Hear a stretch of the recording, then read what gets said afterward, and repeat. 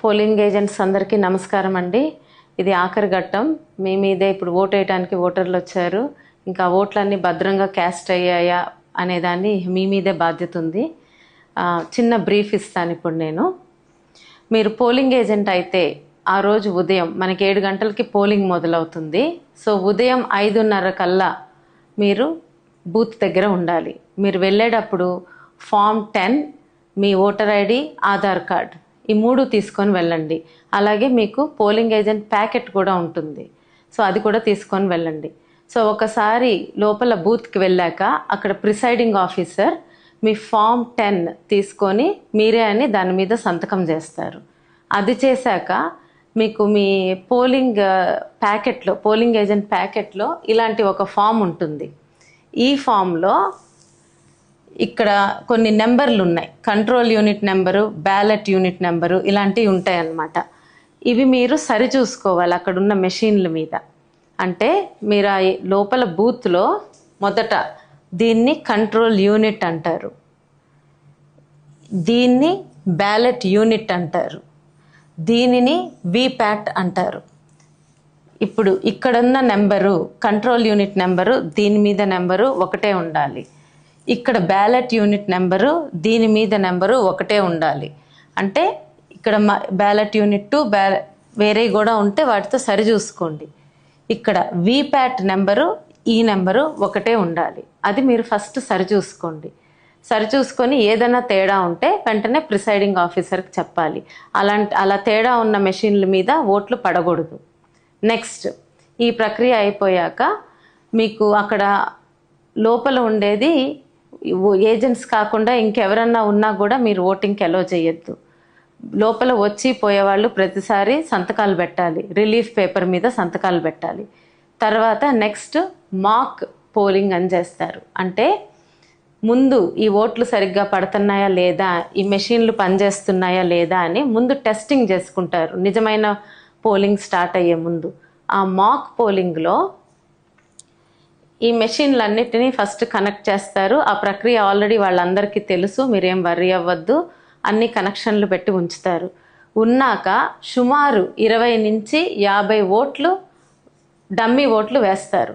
ఆ డమ్మీ ఓట్లు ఎలా వేయాలంటే అన్ని సింబల్స్ చెక్ చేసుకోవాలి.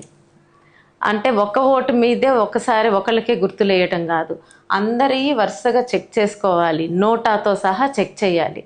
చెక్ చేసుకొని ఆ మాక్ పోలింగ్ పూర్తయ్యాక, అంటే ఇక్కడ నొక్కినప్పుడు ఇక్కడ స్లిప్ రావటం, ఇక్కడ నొక్కినప్పుడు ఇక్కడ స్లిప్ రావటం, ఇట్లా అన్నీ చెక్ చేస్తారనమాట. చేసేసి ఆ 20 నుంచి 50 ఓట్లు ఎన్నైతే పడతాయో అవి అయిపోయాక మళ్ళీ ఈ కంట్రోల్ యూనిట్ దగ్గర క్లోజ్ బటన్ నొక్కుతారు. ఇది లేపినప్పుడు ఇక్కడ క్లోజ్ బటన్ ఉంటుంది. ఆ క్లోజ్ బటన్ నొక్కుతారు. అంటే మాకింగ్, అంటే టెస్ట్ చేయటం ప్రక్రియ పూర్తయినట్టు. అది అయిపోయాక నెక్స్ట్ రిజల్ట్ బటన్ నొక్కుతారు. ఇక్కడే ఇంకొకటి రిజల్ట్ బటన్. అది నొక్కినప్పుడు ఇక్కడ రిజల్ట్ కనిపిస్తుంది ఈ దీనిలో. అంటే క్యాండిడేట్ 1, ఈ 1 క్యాండిడేట్కి ఇన్ని ఓట్లు పడినాయి, క్యాండిడేట్ 2కి ఇన్ని ఓట్లు పడినాయి అని వరుసగా చెప్పుకుంటా పోతుంది అన్నమాట ఈ మెషిన్. అప్పుడు ఈ రిజల్ట్ని ఈ వచ్చిన స్లిప్పులు, దీనిలో స్లిప్పులు పడి ఉంటాయి కదా ముందు, ఆ స్లిప్పులు కరెక్ట్గా ఉన్నాయో లేదో టాలీ చేసుకోవాలి మీరు. అది చాలా ఇంపార్టెంట్. ఇక్కడ చూపించిన క్యాండిడేట్కి ఇక్కడ వచ్చిన స్లిప్పులు కరెక్ట్గా ఉన్నాయో లేదో టాలీ చేసుకోండి. అది చూసి అంతా సవ్యంగా ఉందనుకోండి, మీ మెషిన్లు బాగా పనిచేస్తున్నాయి అన్నట్టు. అప్పుడు దీనిలో ఆ పడిన స్లిప్పులన్నీ ఒక బ్లాక్ కవర్లో పెట్టేస్తారు. అంటే అవి డమ్మీవి కదా, బ్లాక్ కవర్లో పెట్టి సీల్ వేసేస్తారు, ఇక దానికి సంబంధం లేకుండా. అది అయిపోయాక మళ్ళీ ఈ మెషిన్లో క్లియర్ బటన్ నొక్కాలి. ఇవన్నీ ఇక్కడ ఉంటాయి అన్నమాట. ఇది ఓపెన్ చేస్తే ఇక్కడ ఉంటాయి. క్లియర్ బటన్ నొక్కుతారు. అంటే ఇప్పుడు వరకు జరిగిందంతా క్లీన్ అయిపోయినట్టు, ఇక మనకి మళ్ళా ఏం లేకుండా. తర్వాత దానికి ఈ బ్లాక్ కవర్ సీల్ అయిపోయాక మళ్ళా ఇప్పుడు అసలైన ఓటింగ్ స్టార్ట్ అవ్వబోతుంది. దానికి ముందు దీనికి ఒక సీల్ వేసి దానికి కూడా సీల్ వేస్తారు. లోపల అంతా ఖాళీ ఉందని చూసుకొని సీల్ వేస్తారు. నెక్స్ట్ కరెంట్ ఆఫ్ చేసేస్తారు. దీనికి ఆఫ్ చేసేసి మళ్ళా ఆన్ చేస్తారు. ఆన్ చేసినప్పుడు ఇక్కడ 0 అని రావాలి. ఇది ముఖ్యమైనది. రియల్ పోలింగ్ మొదలైనప్పుడు ఈ మెషిన్లో 0 కనిపించాలి మీకు. మళ్ళీ ఆన్ చేసినప్పుడు మెషిన్ని అప్పుడు ఇక రియల్ ఓటింగ్ స్టార్ట్ అవుతుంది. రియల్ ఓటింగ్ ప్రక్రియ మీ అందరికీ తెలిసే ఉంటుంది అనుకుంటున్నాను. అయినా చిన్నగా మన ఓటర్ వస్తారు, వాళ్ళ ఓటర్ స్లిప్ తీసుకొని ముందు ఫస్ట్ ఏజెంట్ దగ్గర పేరు అది నమోదు చేసుకుంటారు. రెండో ఏజెంట్ దగ్గరికి వెళ్ళినప్పుడు సంతకమో వేలిముద్రో వేస్తారు. మూడో ఏజెంట్ దగ్గరికి వెళ్ళినప్పుడు ఈ కంట్రోల్ యూనిట్ ఉంటుంది.